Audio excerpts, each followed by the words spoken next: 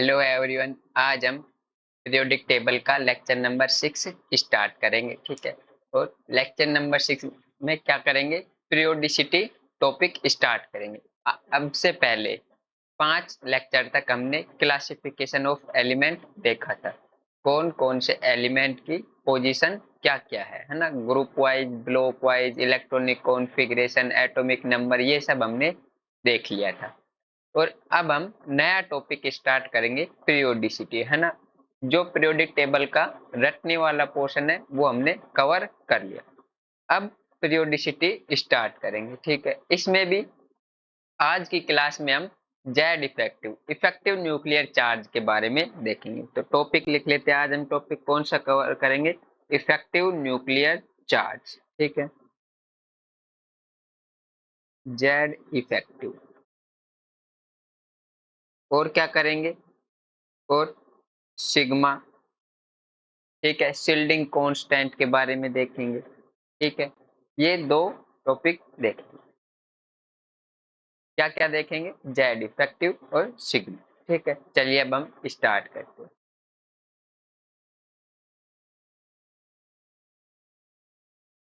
अब पीरियोडिसिटी होता क्या है ना, पीरियोडिसिटी जैसे मान लो फर्स्ट ए का लिथियम है, उससे जस्ट नीचे फर्स्ट ए में सोडियम है ना।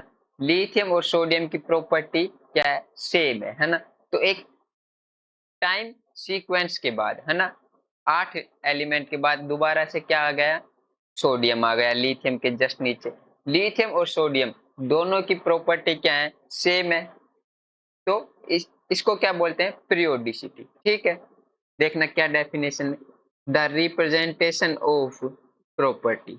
रिपीटेशन, रिप्रेजेंटेशन नहीं, रिपीटेशन, बार बार रिपीट होना, है ना, property after a certain time interval is called periodicity. जैसे अभी देखते हैं हम, फर्स्ट ए का एग्जांपल लेते हैं। फर्स्ट ए का lithium, sodium, potassium, rubidium, caesium, है ना। अब देखो, लिथियम के बाद जैसे मान लो ये लास्ट ग्रुप आ गया इनर्ट गैस, एट ए वाला, एट्थ ए। उसके बाद कौन आ जाएगा, सोडियम। अब एक टाइम इंटरवल के बाद लिथियम के जस्ट नीचे कौन है, सोडियम। लिथियम और सोडियम की प्रॉपर्टी दोनों की क्या है, सेम है। क्यों, क्योंकि ये दोनों क्या है, मेटल।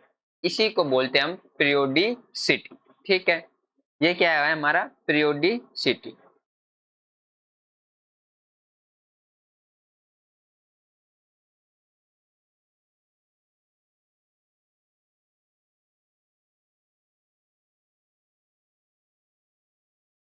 ये क्या है हमारा periodicity.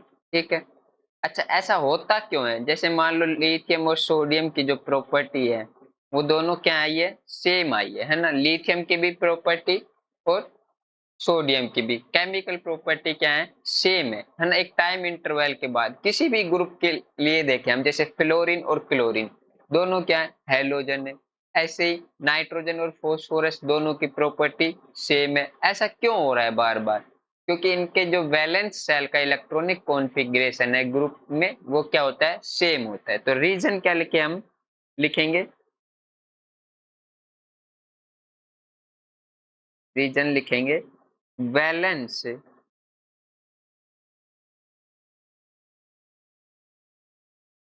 Valence shell electronic configuration क्या है, सेम। ठीक है, अभी हमने लास्ट के लेक्चर में देखा था ना, थर्ड या फोर्थ में, कि एक ग्रुप का वैलेंस सेल का जो इलेक्ट्रॉनिक कॉन्फ़िगरेशन क्या होता है, सेम होता है। जैसे फर्स्ट ए के लिए NS1, सेकंड ए के लिए NS2, थर्ड ए के लिए NH2NP1, फोर्थ ए के लिए NH2NP2, फिफ्थ ए के लिए NH2NP3। तो ऐसे सभी का जो वैलेंस सेल इलेक्ट्रॉनिक कॉन्फ़िगरेशन है ग्रुप में वो क्या होता है, सेम। और जब वैलेंस सेल में इलेक्ट्रॉन के नंबर सेम होंगे तो उनके बॉन्ड बनाने की टेंडेंसी क्या होगी, सेम होगी। और जब बॉन्ड बनाने की टेंडेंसी सेम होगी तो उनकी केमिकल प्रॉपर्टी क्या होंगी, सेम होगी। ये रीजन है पीरियोडिसिटी का। ठीक है। उसके बाद पीरियोडिसिटी में हम पढ़ेंगे क्या क्या इस चैप्टर में। तो आज की क्लास में हम देखेंगे जेड इफेक्टिव। ठीक है, पहला जेड इफेक्टिव। उसके बाद क्या देखेंगे, साइज देखेंगे, साइज या फिर इसको हम रेडियस भी लिख सकते हैं, रेडियस, ठीक है। थर्ड, हम आयोनाइजेशन एनर्जी या फिर एंथैल्पी देखेंगे। फोर्थ, हम देखेंगे इलेक्ट्रॉन गेन एंथैल्पी ईए, ठीक है। और फिफ्थ देखेंगे हम इलेक्ट्रोनेगेटिविटी ईए, ठीक है। ये पीरियोडिसिटी के बारे में हम देखेंगे। एक एक क्लास में एक एक टॉपिक कवर करेंगे, यानी कि 5 क्लास में हमारा पीरियोडिक टेबल कंप्लीट हो जाएगा, पीरियोडिसिटी वाला टॉपिक, ठीक है। अब हम आगे चलते हैं जेड इफेक्टिव के बारे में। होता क्या है जेड इफेक्टिव, ये देखें तो देखना होता क्या है। अच्छा, एटम के अंदर सेल और न्यूक्लियस होता है ना, सेल में कौन होते हैं, इलेक्ट्रॉन, और न्यूक्लियस में कौन होता है, प्रोटॉन और न्यूट्रॉन। तो न्यूट्रॉन पर तो कोई चार्ज होता नहीं है, प्रोटॉन पर कैसा चार्ज है, पॉजिटिव चार्ज है, इलेक्ट्रॉन पर कैसा चार्ज है, नेगेटिव चार्ज है।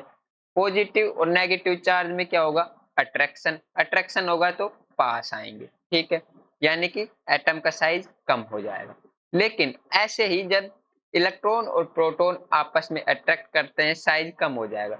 लेकिन सेल में, वैलेंस सेल या फिर सेल में क्या होंगे, सब सेल, और सब सेल में क्या होंगे, इलेक्ट्रॉन, और इलेक्ट्रॉन इलेक्ट्रॉन में क्या होगा, रिपल्सन, और रिपल्सन होगा तो साइज बढ़ेगा, तो अट्रैक्शन भी होगा और रिपल्सन भी होगा। तो इफेक्टिव न्यूक्लियर चार्ज क्या होगा फिर, जितनी टेंडेंसी से इलेक्ट्रॉन को प्रोटॉन अट्रैक्ट कर सकता है वो क्या होगा, इफेक्टिव न्यूक्लियर चार्ज। देखते हैं कैसे। जैसे हमारे पास मान लो ये मैंने डायग्राम ले ली, ठीक है।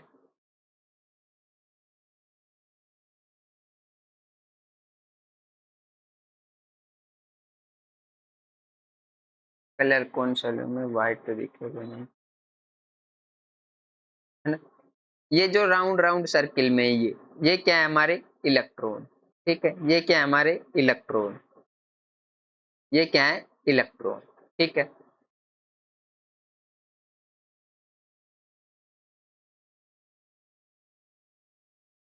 और ये वाला जो ग्रीन कलर में ये पॉजिटिव चार्ज है, ये है ना, ये क्या है, हमारा न्यूक्लियस।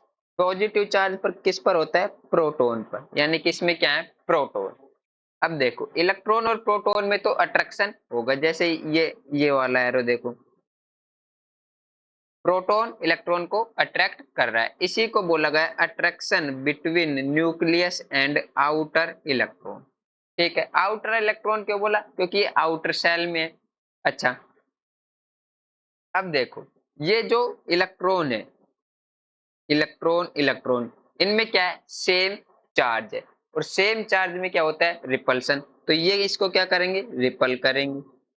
अब देखो न्यूक्लियस तो इलेक्ट्रॉन को अपनी साइड अट्रैक्ट करेगा, और जब न्यूक्लियस इलेक्ट्रॉन को अपनी साइड अट्रैक्ट करेगा तो वैलेंस सेल किसके साइड आ जाएगा, न्यूक्लियस के साइड, तो साइज क्या हो जाएगा, कम, है ना।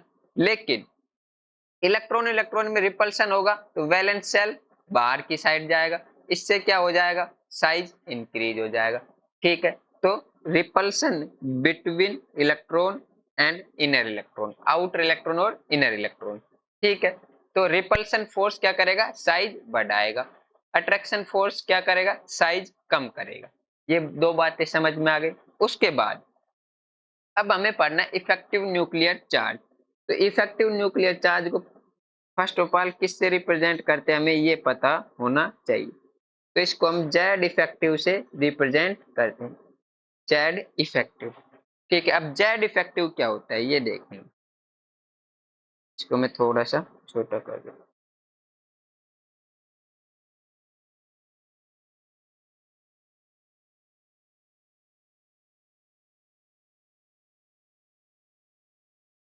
ये हो गया, ठीक है। अब जेड इफेक्टिव क्या होगा, यानी कि प्रोटॉन इलेक्ट्रॉन को रिपल्सन के बाद कितनी फोर्स से अपनी तरफ अट्रैक्ट करेगा, ये है हमारा जेड इफेक्टिव। अच्छा, फिर रिपल्सन को क्या बोलेंगे, रिपल्सन को हम बोलेंगे सिग्मा, ठीक है। और जो इलेक्ट्रॉन प्रोटॉन के द्वारा अट्रैक्शन हो रहा है ना, उसको क्या बोलेंगे, जेड इफेक्टिव। रिपल्सन के बाद जितनी पावर से प्रोटॉन इलेक्ट्रॉन को अट्रैक्ट करेगा उसको क्या बोलेंगे, जेड इफेक्टिव। तो जेड इफेक्टिव निकालेंगे कैसे, जेड इफेक्टिव। अच्छा, अब प्रोटॉन के नंबर किसके इक्वल होते हैं, उसके एटॉमिक नंबर के। तो मैं लिख सकता हूं प्रोटॉन के स्थान पे जेड। ठीक है, जेड क्या है, एटॉमिक नंबर। पी क्यों नहीं लिखा, पी भी लिख सकते हैं ना, लेकिन हम जेड लिखेंगे। ठीक है, प्रोटॉन किसके नंबर के इक्वल होता है, एटॉमिक नंबर के। ठीक है, जेड माइनस सिग्मा। सिग्मा क्या है, रिपल्सन। रिपल्सन किस में हो रहा है, बिटवीन टू इलेक्ट्रॉन, तो इसको क्या बोलेंगे, रिपल्सन। तो हमारे पास जेड इफेक्टिव आ गया, जेड माइनस सिग्मा। ठीक है, यदि जेड का नंबर बढ़ेगा तो जेड इफेक्टिव बढ़ेगा, और यदि सिग्मा की वैल्यू बढ़ेगी तो जेड इफेक्टिव कम हो जाएगा। ठीक है, यानी कि जितना ज्यादा रिपल्सन उतनी ज्यादा प्रोटॉन द्वारा इलेक्ट्रॉन को अट्रैक्ट करने की कैपेसिटी क्या हो जाएगी, कम। ठीक है, ये होता है जेड इफेक्टिव। तो हम जेड इफेक्टिव से एक बात और लिख सकते हैं, क्या, Z effective inversely proportional to radius. जितना ज्यादा जेड इफेक्टिव होगा उतनी कम क्या होगी, रेडियस। अच्छा, और इनवर्सली प्रोपोर्शनल सिग्मा। ठीक है, ये दो हमने लिख लिए। इसके अलावा जेड क्या है यहाँ पे, atomic number. Atomic number,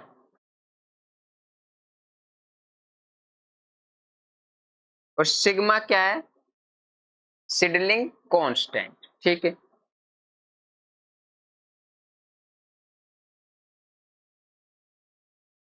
seedling constant.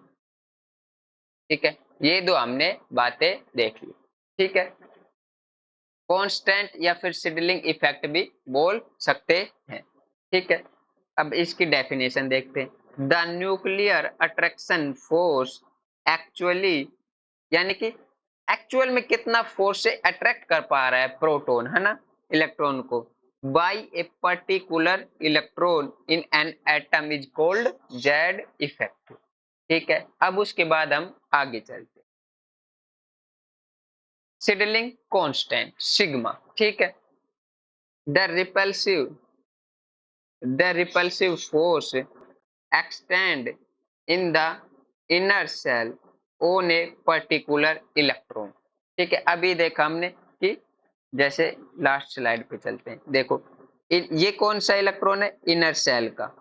ये कौन से सेल का है, आउटर सेल का। इनर सेल और आउटर सेल में क्या हो रहा है, रिपल्सन। तो इनर सेल के इलेक्ट्रॉन को, इलेक्ट्रॉन द्वारा आउटर सेल को जितना रिपेल किया जाएगा उसको क्या बोलेंगे, सिडलिंग कांस्टेंट सिग्मा। ठीक है, अब देखेंगे आगे। अब मान लो फिर से हम एक डायग्राम ऐड करें। ठीक है, ये कोई हमने एटम का डायग्राम ले रखा है। ठीक है,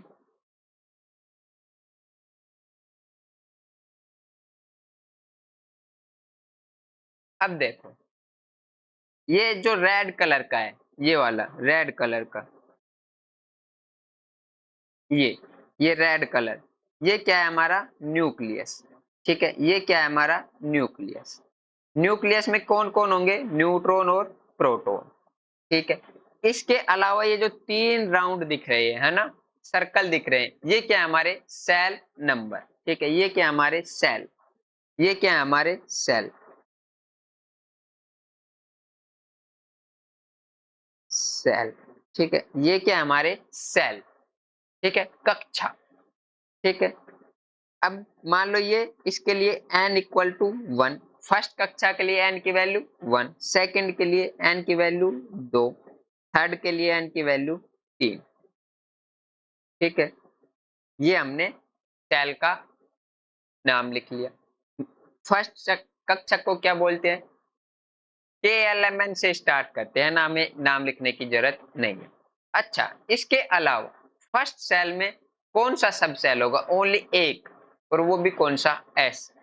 देखो ये लिख रखा है, फर्स्ट सेल में ओनली एक सब सेल होगा, और वो भी कौन सा होगा, एस सब सेल, एस सब सेल। ठीक है, कौन सा होगा, एस सब सेल ओनली, फर्स्ट सेल में एस ओनली एक सब सेल। अब ये सेकंड सब सेल, ये वाला, ठीक है। सेकंड सब सेल में कितने सब सेल दिख रहे हैं? 2, ठीक है। सेकंड में 2। जो इनर साइड का है ना, मैं कलर दूसरा ले लेता हूँ। जो ये इनर साइड का है, ये ये होगा एस सब सेल, ठीक है। और जो ये आउटर साइड का है, ये होगा पी सब सेल।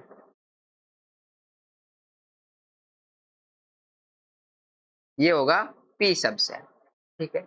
ऐसे ही थर्ड सेल में कितने सब सेल होंगे? 3। थर्ड सेल में 3 सब सेल।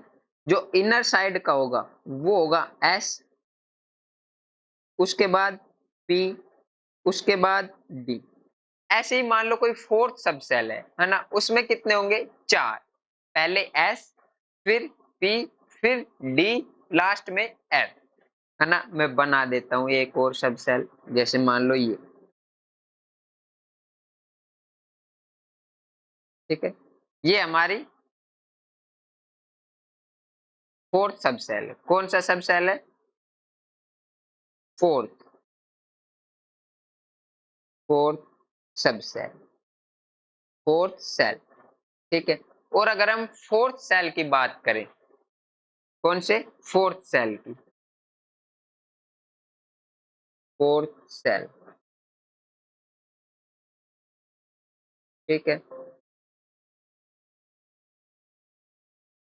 फोर्थ सेल, जो ये फोर्थ सेल है ना, ब्लैक कलर से ड्रॉ कर लेते हैं, ये वाला बीच में दिखेगा नहीं, ब्लू कलर ले, ठीक है। ये हमारा फोर्थ सब सेल। अब इसमें अगर हम देखें,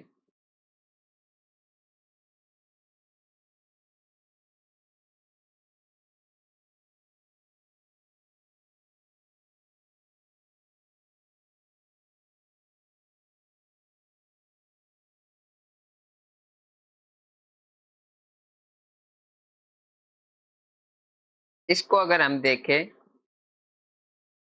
ठीक है, तो इसमें इसमें सबसे आगे जो न्यूक्लियस के साइड में होगा वो होगा एस, फिर होगा पी, फिर होगा डी, फिर होगा एफ। ये एस कौन सी साइड में होगा? न्यूक्लियस साइड में, ठीक है। Nucleus side. और ये दिखेगा नहीं यहाँ पे, है ना, फोटो आएगी। और जो ये एफ सब सेल है, ये आउटर सेल की साइड में होगा, आउटर सेल साइड, ठीक। यानी कि एस टुवर्ड्स न्यूक्लियस, फिर पी, फिर डी, फिर एफ। तो सबसे पहले न्यूक्लियस की साइड से चलेंगे, कौन आएगा? एस, फिर पी, फिर डी, फिर एफ। फोर्थ सेल में, है ना। थर्ड सेल में ओनली 3, कौन कौन से? S, P, D. सेकंड में 2, एस, पी। फर्स्ट में ओनली एस, ठीक है। ये हमने सब सेल देख लिए इन सेल। इसके अलावा जो यहाँ से क्वेश्चन आता है ना, वो मैं यहाँ पे लिख देता हूँ, ठीक है। इफ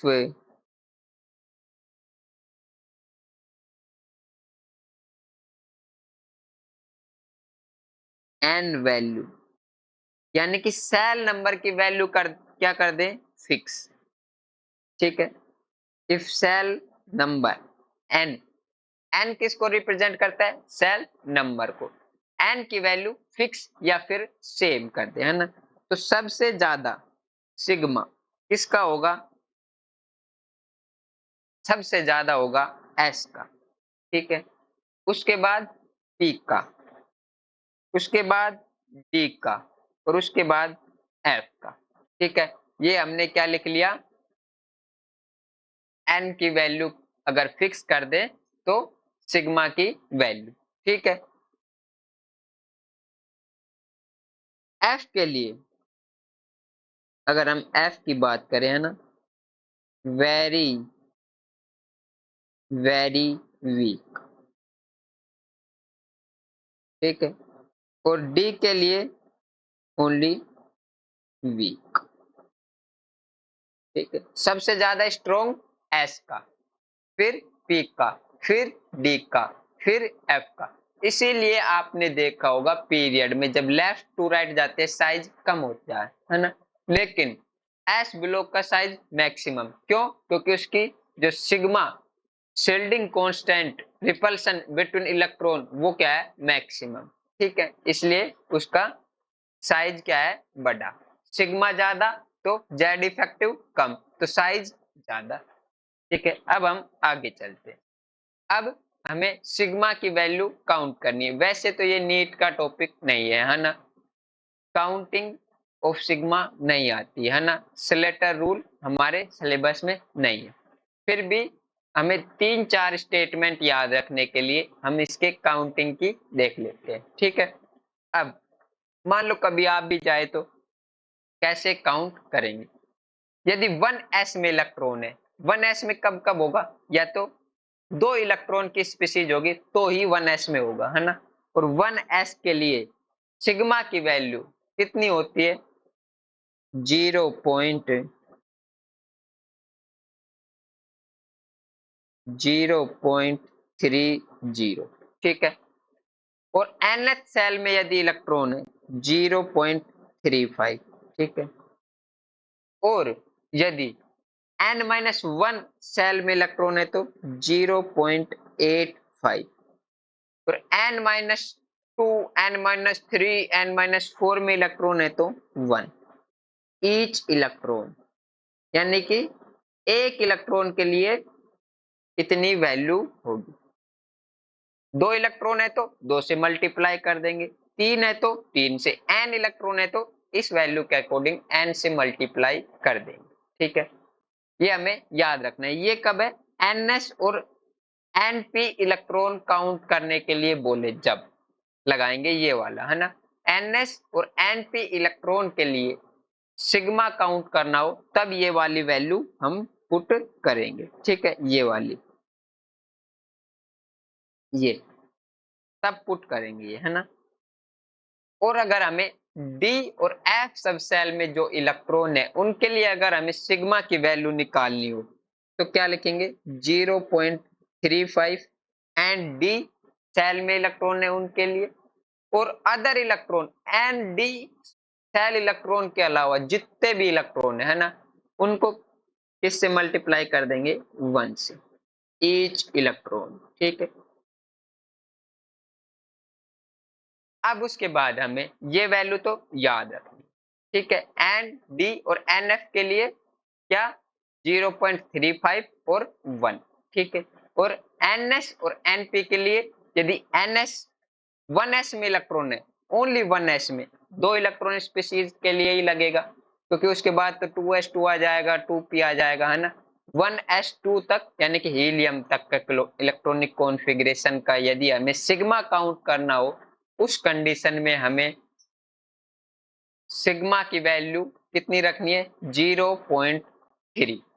ठीक है, इसके अलावा कहीं पे भी और इलेक्ट्रॉनिक कॉन्फ़िगरेशन आए और हमें ns और np का पूछा जाए, है ना, तो ns इलेक्ट्रॉन के लिए 0.35, n-1 के लिए 0.85, और n-1 के अलावा जितने भी बच जाएं उन सब के लिए 1 से मल्टीप्लाई कर देंगे। ठीक है, अब हमें ये वाला पॉइंट इन वैल्यू से भी ज्यादा इंपॉर्टेंट है, याद रखना, है ना। अगर ये पॉइंट याद नहीं है तो ये वैल्यू रखकर भी हम क्वेश्चन सोल्व नहीं कर पाएंगे। तो सबसे पहले ये पॉइंट क्या है, तो सबसे पहले हमें किसी का भी यदि जेड इफेक्टिव निकालना हो, सिग्मा निकालना हो ना, तो सबसे पहले हम लिखेंगे उसका इलेक्ट्रॉनिक कॉन्फ़िगरेशन। ठीक है, उसके बाद क्या करना है, the arrange the increasing order of n. N क्या है, सेल नंबर के इंक्रीजिंग ऑर्डर में उसको लिख लेंगे इलेक्ट्रॉनिक कॉन्फ़िगरेशन को। अभी हम भर भर के क्वेश्चन करेंगे, है ना, समझ में आ जाए। फिर ये वाला रूल लगा देंगे, इसको क्या बोलते हैं, स्लेटर रूल। ठीक है, अब हम क्वेश्चन करते हैं, देखिए। तो हमारे पास सबसे पहला क्वेश्चन है, Z effective for 4s electron के लिए हमें Z effective of zinc for 4s electron. तो हमें तो स्लेटर रूल तो बाद में देखेंगे, सबसे पहले इलेक्ट्रॉनिक कॉन्फ़िगरेशन लिखना है। ठीक है, तो लिख देते हैं जल्दी से। यदि हम जिंक का इलेक्ट्रॉनिक कॉन्फ़िगरेशन लिखें 1s2 2s2 2p6 3s2 3p6 4s2 3d10, ये लिख लिया। अब इसको n की वैल्यू के इंक्रीजिंग ऑर्डर में लिख देंगे। n क्या है यहाँ पे, जो सब सेल के आगे 1 2 2 3 3 4 3 ये वैल्यू लिखी हुई है, ये क्या है n की वैल्यू। अब इसको n की वैल्यू के इंक्रीजिंग ऑर्डर में लिखेंगे, ठीक है। 1s2, ठीक है, फिर 2s2 2p6, ठीक है, 3s2 3p6 3d10 और उसके बाद 4s2, ठीक है। अब हमें स्लैटर रूल लगाना है और इसने पूछा क्या है, देखो 4s इलेक्ट्रॉन के लिए, यानी कि हमें डी का नहीं निकालना, इस इलेक्ट्रॉन के लिए हमें निकालना है। अच्छा, यानी कि हमें कौन सा वाला रूल लगाना है? ये वाला, ns और np इलेक्ट्रॉन के लिए। अब इसके अलावा इसको लगाते समय एक दिक्कत और आएगी, है ना, क्या? अब हमें ns के लिए यहाँ पे 0.35 मल्टीप्लाई में सब दो कर देंगे जल्दी जल्दी में, है ना, लेकिन कितना करना है? 1। क्यों 1 क्यों किया? क्योंकि यहाँ पे एक इलेक्ट्रॉन पे तो निकाल ही रहे हैं, जिस पे निकालेंगे उसको काउंट क्यों करेंगे? इलेक्ट्रॉन इलेक्ट्रॉन रिपल्शन निकाल रहे हैं ना, 4s इलेक्ट्रॉन के लिए निकाल रहे हैं, तो जिस पे निकाल ले उसको तो काउंट नहीं करेंगे, है ना। तो यहाँ पे मैंने 1 ले लिया। अब उसके लिए n-1 के लिए क्या लिखते हैं? 0.85, ठीक है, मल्टीप्लाई में कितने इलेक्ट्रॉन है? 18, तो 18 से मल्टीप्लाई कर देंगे, ठीक है। उसके बाद इन सब का सम कर देंगे, उसके बाद जितने भी बचे उसको 1 से मल्टीप्लाई कर देंगे, 1 इंटू 10, ठीक है, 10 इलेक्ट्रॉन एक से मल्टीप्लाई कर दिया, तो इसको सम कर दिया, ठीक है। अब हम कैलकुलेटर यूज ले लेते हैं।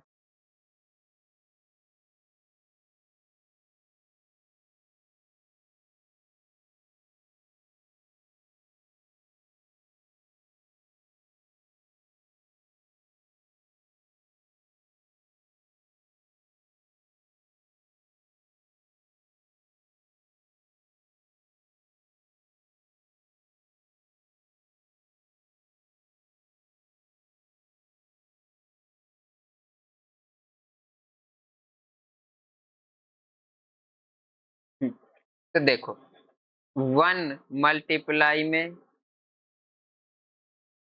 10 प्लस 0.85 मल्टीप्लाई 18 प्लस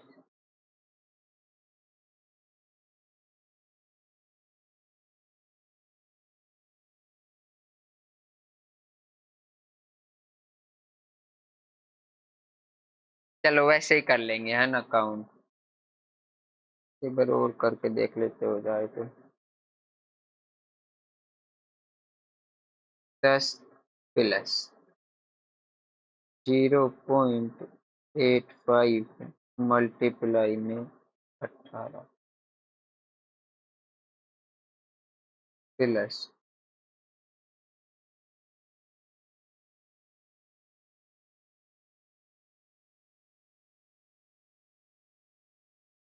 0.35 मल्टी गलत आ रहा है,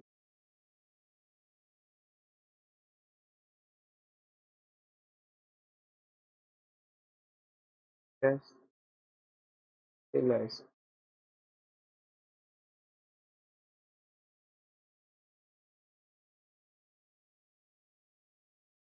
ये काम नहीं कर रहा, एक बार और देखते हो जाए तो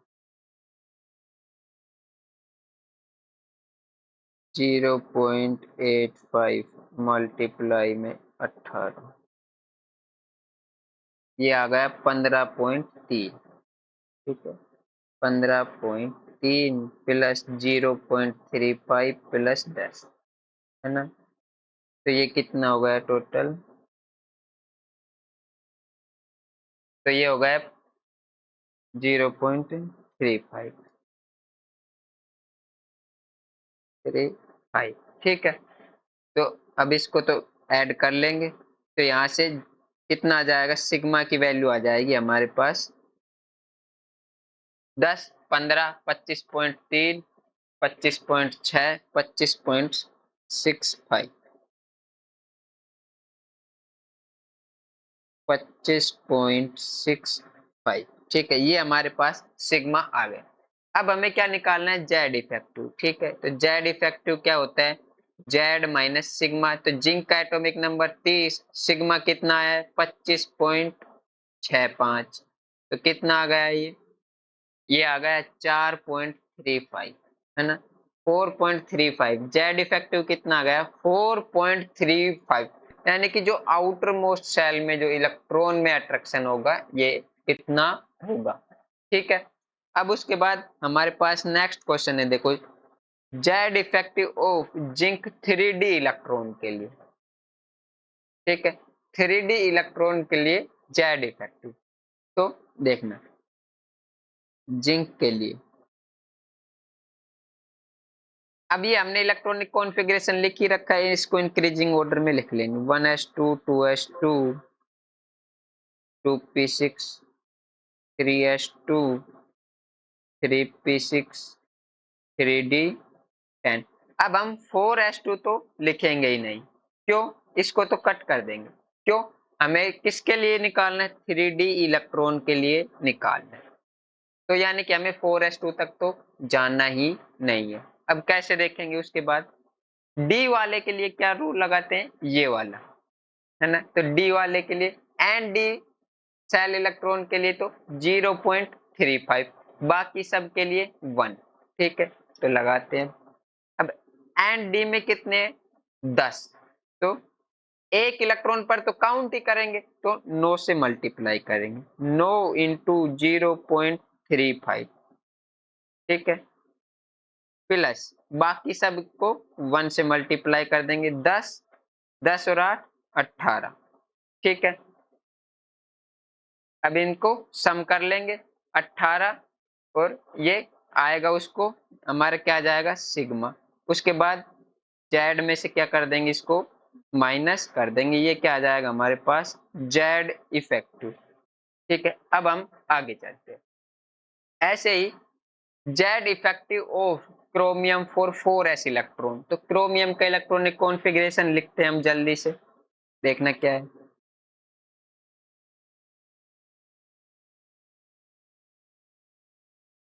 अब मैं एन की इंक्रीजिंग वैल्यू में ही लिखूंगा, है ना। तो सब पहले आप इन एन इलेक्ट्रॉनिक कॉन्फ़िगरेशन लिख ले, फिर उसको एन की वैल्यू में अरेंज कर ले, मैं डायरेक्ट लिखूंगा, है ना। 1s2 2s2 2p6 3s2 3d5 और 4s1, ये हमने क्या लिख लिया इलेक्ट्रॉनिक कॉन्फ़िगरेशन। अब उसके बाद अब हमें एस में तो निकालना ही है, एस पे तो इसको तो क्या कर देंगे कट कर देंगे।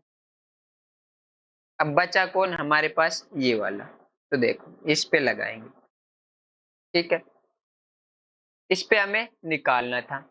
अब हमें एनएस के बाद देखो सेलेक्ट रूल में, अब हमें एनएस और एनपी वाले के लिए निकालना है, तो ये रूल नहीं लगाएंगे, ये वाला लगाएंगे, ठीक है। एन माइनस वन सब सेल के लिए 0.85, ठीक है, और एन माइनस टू सब सेल के लिए 1, तो लगा देते हैं। तो देखो ये एन माइनस वन हो गया, और ये सब क्या हो गई एन माइनस टू वाले हो गए, और ये एन एस हो गया। इस पे तो हम निकाल ही रहे हैं, तो एक तो हटा देंगे। अब देखो ये 5 और 2 7, 7 माइनस 0.85 प्लस ये 1 इंटू 10, ठीक है। यहाँ से हमारे पास क्या आ गया सिग्मा, इसको टोटल कर लेंगे। फिर जेड इफेक्टिव कैसे निकालेंगे, क्रोमियम का एटॉमिक नंबर 24, और इसमें से सिग्मा की वैल्यू को माइनस कर देंगे। ये हमारे पास जेड इफेक्टिव आ जाएगा क्रोमियम। ये अच्छा सवाल है ना, इसको अच्छे से करेंगे। तो सबसे पहले तो ये सही इलेक्ट्रॉनिक कॉन्फ़िगरेशन लिखना आना चाहिए, है ना। तो क्रोमियम प्लस 3 के लिए पूछा है इसने, तो क्रोमियम प्लस 3 के लिए इलेक्ट्रॉनिक कॉन्फ़िगरेशन क्या लिखेंगे? 1s2 2s2 2p6 3s2। अच्छा, यहाँ पे 3p नहीं लिखा मैंने, है ना, तो ये 3p भी लिखा जाएगा।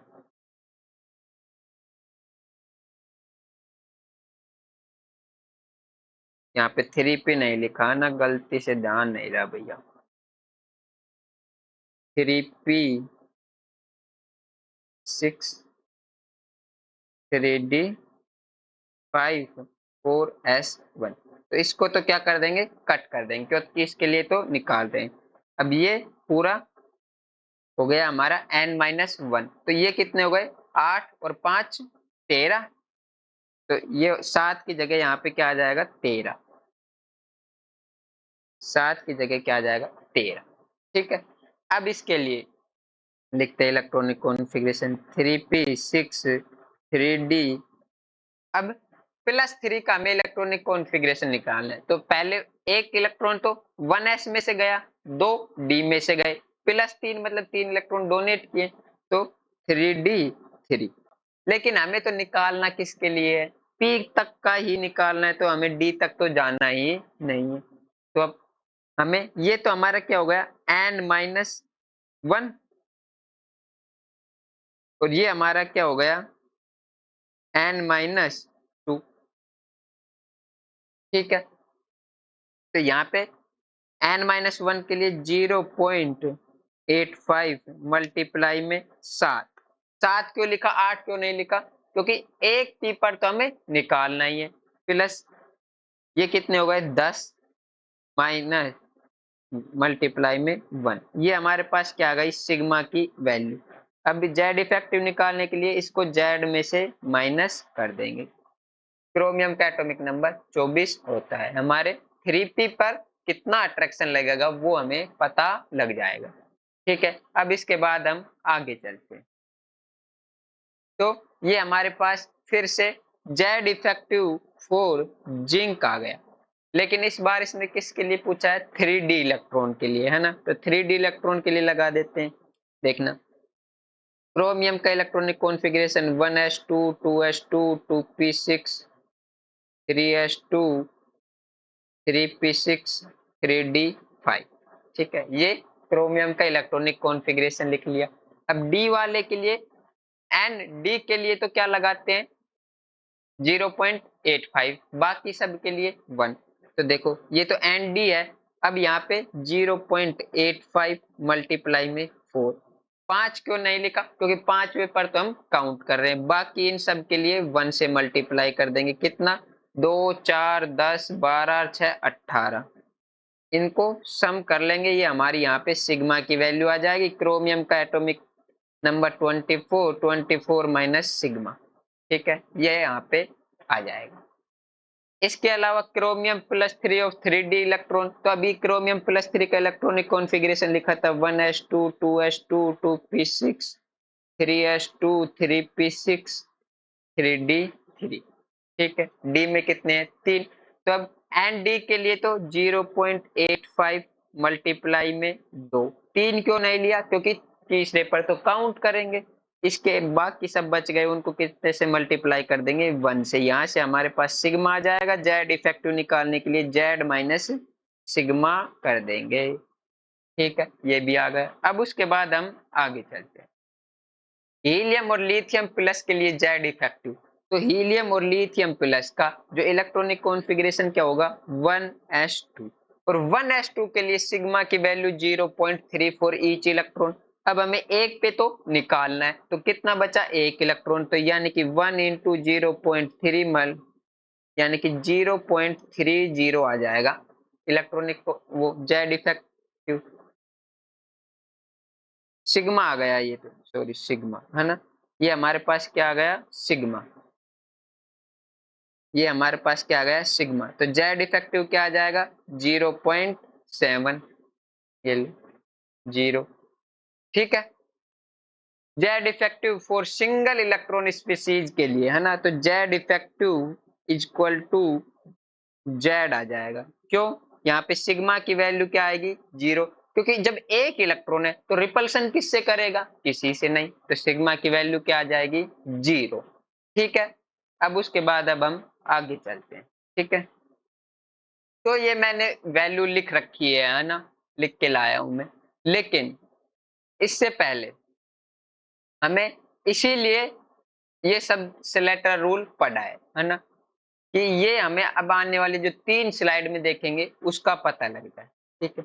तो फर्स्ट एक का देखेंगे, सेकंड एक का देखेंगे और सेकंड पीरियड का देखेंगे, ठीक है।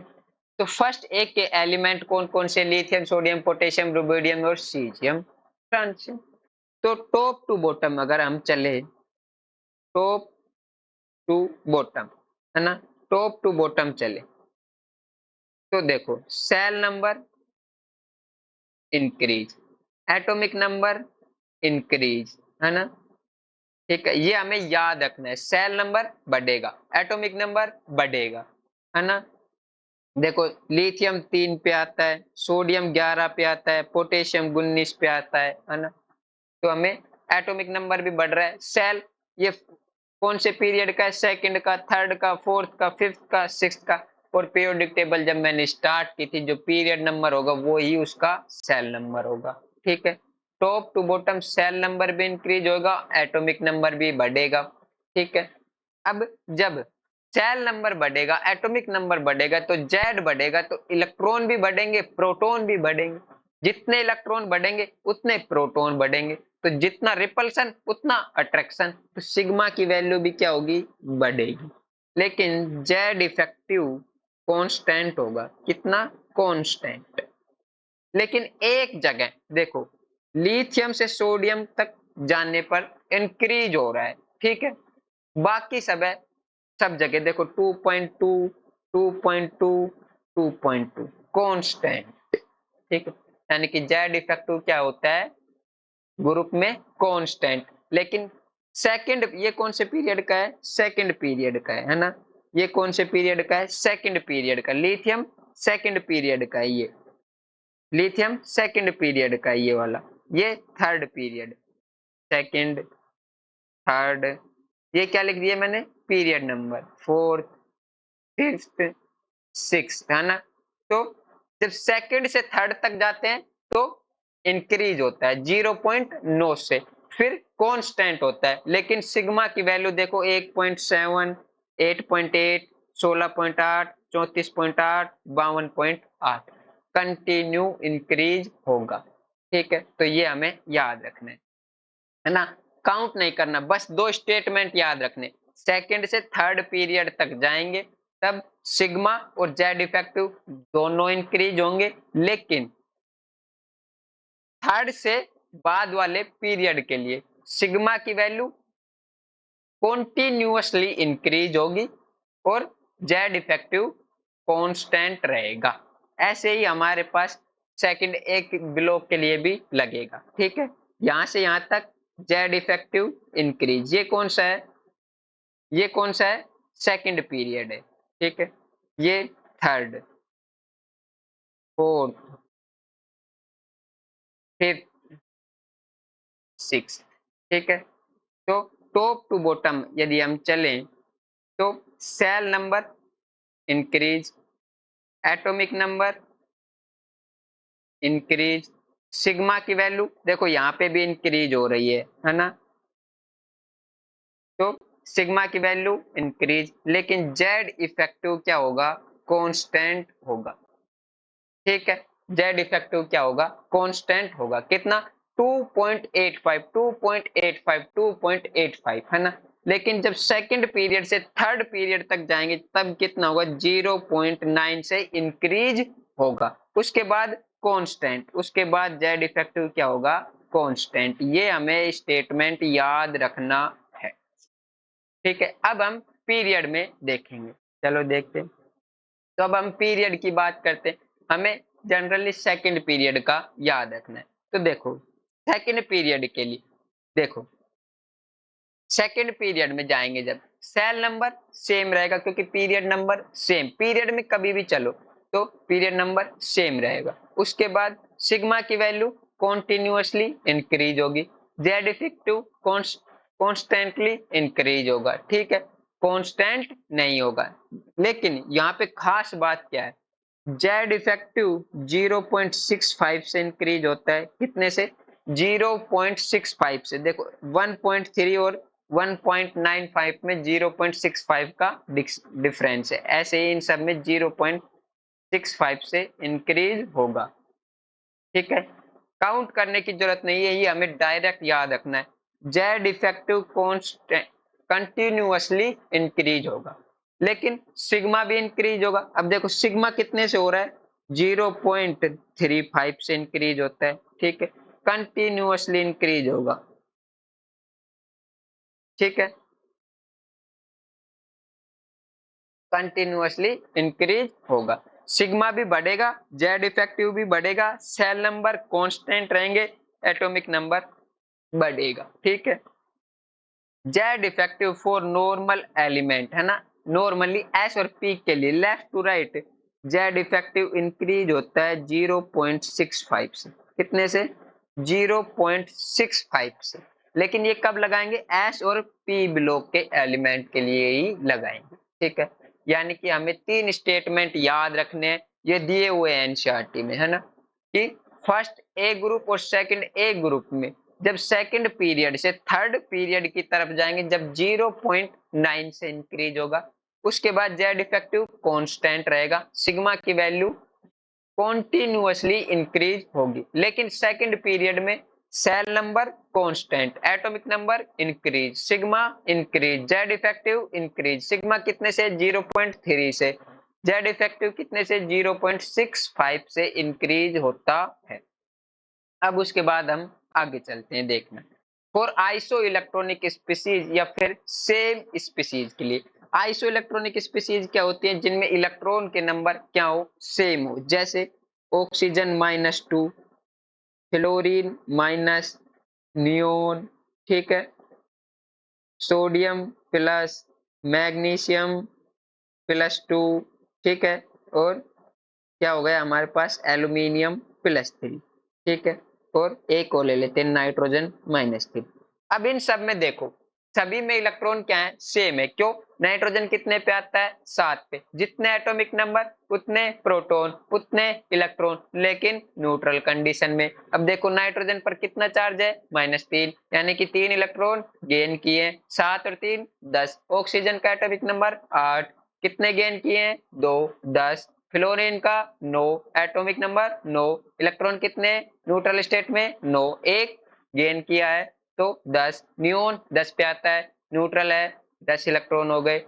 सोडियम 11 पे, एक इलेक्ट्रॉन डोनेट कर दिया, प्लस चार्ज आ रहा है, तो कितने बचे, 10। मैग्नीशियम 12 पे, कितने डोनेट कर दिए, 2, कितने बचे, 10। एल्यूमिनियम 13 पे, कितने इलेक्ट्रॉन, 13, 3 डोनेट कर दिए, कितने बचे, 10। तो ये सभी क्या है, आइसो इलेक्ट्रॉनिक स्पीसीज, ठीक है। इसके अलावा सेम स्पीसीज कौन सी होती है, एटम सेम हो, इलेक्ट्रॉन डिफरेंट डिफरेंट हो, जैसे nitrogen minus, nitrogen, nitrogen plus, ठीक है, इनमें एटम सेम है लेकिन इलेक्ट्रॉन डिफरेंट डिफरेंट है, ये क्या हो गई, सेम, ठीक है।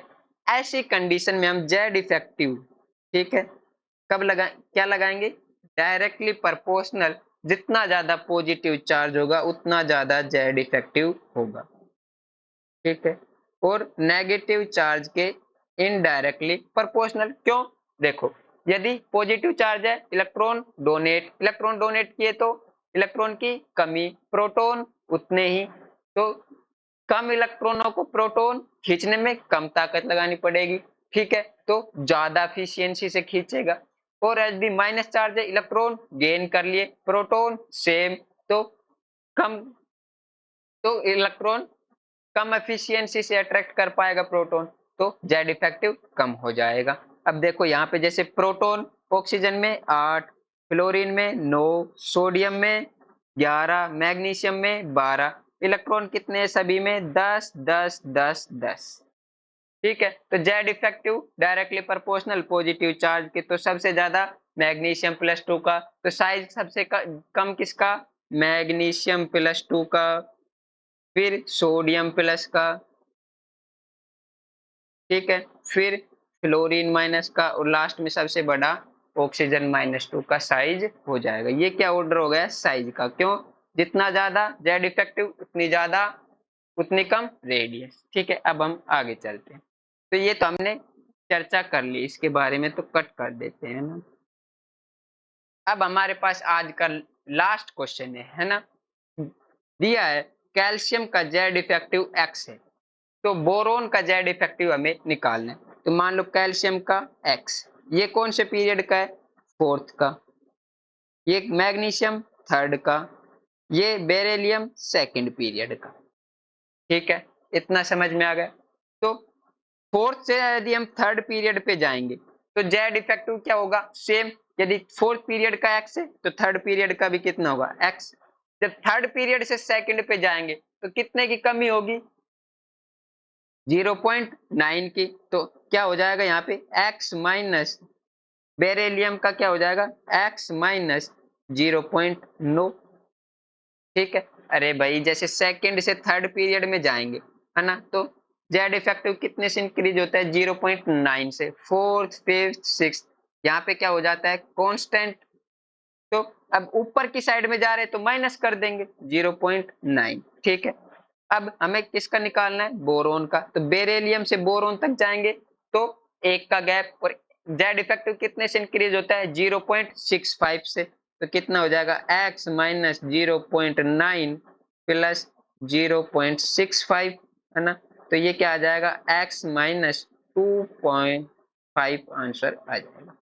ठीक है, अब x की जो वैल्यू दी होगी उसमें से 2.5 कम कर देंगे। ठीक है, ये आज का हमारा लास्ट टॉपिक था।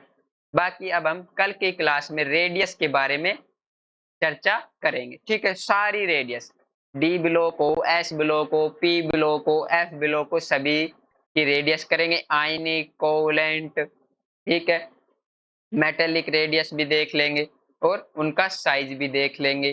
ठीक है, एक्सेप्शन को इंक्लूड करके लेंथेनाइड कॉन्ट्रैक्शन देखेंगे, एक्टिनोइड कॉन्ट्रैक्शन देखेंगे, ट्रांजिशन कॉन्ट्रैक्शन देखेंगे। ठीक है, थैंक यू।